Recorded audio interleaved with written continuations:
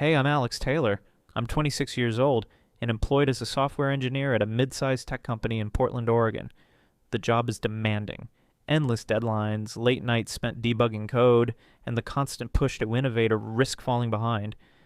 But honestly, it's not all bad.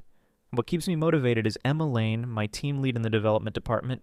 She's 30, incredibly sharp, and the closest thing I have to a genuine friend in this sterile office setting. Unlike the typical bosses I've heard about, Emma lightens the mood with a quick joke or a sarcastic remark that has the whole team laughing. She has this effortless way of making you feel acknowledged, even when you're buried under a mountain of tasks. We've been working together for 3 years now. It all began with her onboarding me as the new guy, showing me the ropes without making me feel foolish. Since then, we've pulled countless all-nighters chasing bugs, shared greasy takeout lunches in the break room, and vented about frustrating clients over coffee breaks. She's the one who drags me out for happy hours when I get too caught up in my own head, reminding me that there's life beyond the screen. I don't know what I'd do without her steady presence. It's like she's the anchor in this chaotic sea of code. That Friday afternoon, the sky had been threatening a rain since lunchtime. By 5 p.m., the office was emptying quickly, with people grabbing their coats and umbrellas, muttering about the weekend weather. I stayed behind, as usual, to double-check a few lines of code I'd been tweaking all day. It's a habit I picked up early in my career. Better safe than sorry, especially with Emma's high standards. When I finally shut my laptop and headed to the lobby, the rain had started in earnest. Sheets of rain hammered against the glass doors, turning the streets into blurry rivers under the streetlights. There she was, standing just inside the entrance, fiddling with her phone. Emma looked frustrated, her dark brown hair slightly damp and clinging to her shoulders, a few raindrops spotting her blouse. She glanced up as I approached, her blue eyes lighting up with that familiar mix of relief and exasperation. "Still here?" I asked, slinging my backpack over one shoulder. She sighed, tucking her phone away. "Yeah, my car's in the shop. Something with the transmission. I've been trying to get a ride, but no luck with taxis or ride shares. Everyone's probably hunkered down because of this storm." I chuckled, pulling out my car keys. "Well, lucky for you, my car's parked in the garage downstairs. Let me give you a lift. It's on my way anyway, and I could use the company." She hesitated for a second, biting her lip. "You sure? I don't want to impose." "Absolutely. Come on, before we both end up swimming home." We dashed to the elevator, and soon we were in the underground parking lot. My old Honda Accord wasn't much to look at. Faded blue paint, a dent on the fender from a minor fender bender last year, but it got the job done. Emma slid into the passenger seat as I started the engine, the heater kicking on with a low hum. The rain pounded on the roof like a drum solo, but inside it felt almost cozy. Her perfume, a light floral scent, mixed with the damp air, chasing away the chill. As I pulled out into the slick streets, traffic was a crawl. Portland's infamous rain had turned the commute into a slog, wipers slashing back and forth. For the first few minutes, we didn't talk much. Both of us were wiped from the week, and the rhythmic thump of rain filled the silence. Emma fiddled with the radio, landing on a station playing soft indie folk tunes that matched the moody weather. Finally, she broke the quiet. "Thanks again, Alex. I feel like I'm always dragging you into my messes. Late nights, emergency code reviews, and now this." I glanced over, smiling. "Hey, if it weren't for you, I'd probably still be eating sad desk lunches alone. Remember that time you pulled me out for tacos during that marathon sprint? Best decision ever. Besides, you're the one who keeps me sane in that office. Without you, I'd be buried in my comfort zone and never venturing out." She laughed softly, leaning back in her seat. "Well, having a reliable sidekick like you makes the isolation of this job a lot more bearable." From there, the conversation flowed easier. We talked about the latest office drama, the guy in QA who always forgot to log his bugs, and then it shifted to more personal stuff. Emma opened up about her first job interview out of college, how she'd bombed it but learned to bounce back. She shared a funny story about confessing to a crush in her sophomore year, only for it to fizzle out awkwardly. I told her about growing up in the Midwest, the endless cornfields and harsh winters, and how moving to Portland felt like starting over. We bonded over shared tastes in movies, both fans of quirky indies, and swapped stories of failed relationships that taught us more about ourselves than anything else. It was strange how natural it felt, like we'd been doing this for years outside the office. The rain blurred the city lights into soft halos, and for a moment, the world outside faded. When we finally pulled up to her small beige house on the outskirts of the city, tucked in a quiet neighborhood with a neat front yard, the storm showed no signs of letting up. Emma unbuckled her seatbelt, turning to me with a grateful smile. Seriously, Alex, you're a lifesaver. But hey, it's pouring out there, and taxis are probably impossible right now. If you're not in a rush, come in for dinner. Least I can do to repay my knight in shining armor. I've got ingredients for my famous pasta. Promise it's better than takeout. I paused, surprised but intrigued. My stomach growled at the thought, and honestly, the idea of extending the evening appealed more than heading back to my empty apartment. You sure?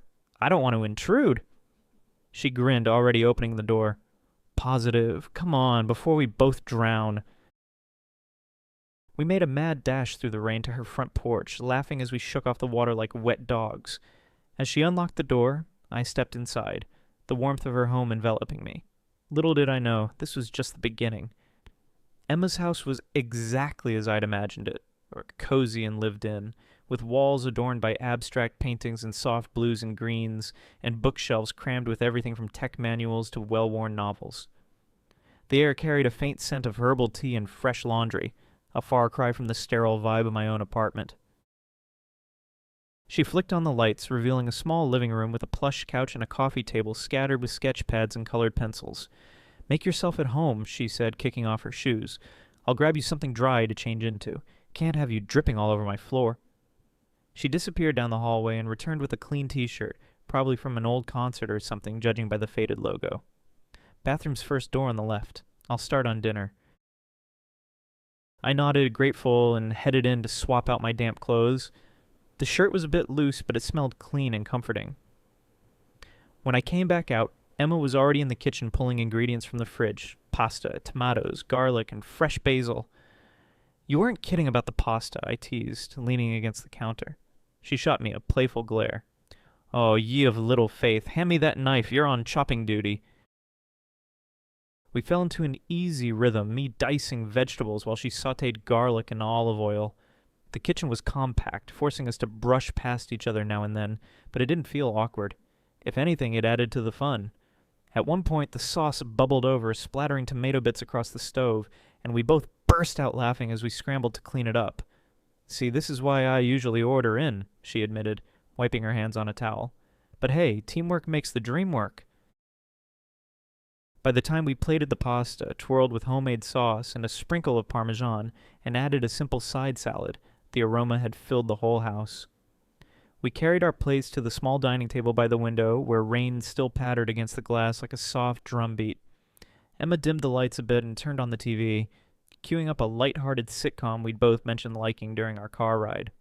Nothing too heavy after a day like today, she explained, settling into her chair. The food was surprisingly good, al dente pasta with just the right kick of herbs, and we ate slowly, savoring it between episodes. Conversation picked up where it left off in the car, drifting from office anecdotes to bigger dreams. You know, I've always wanted to take up painting seriously, Emma confessed, twirling a forkful of noodles. Not for galleries or anything, just to have a hobby that isn't staring at screens. Maybe even plant a little herb garden out back. What about you?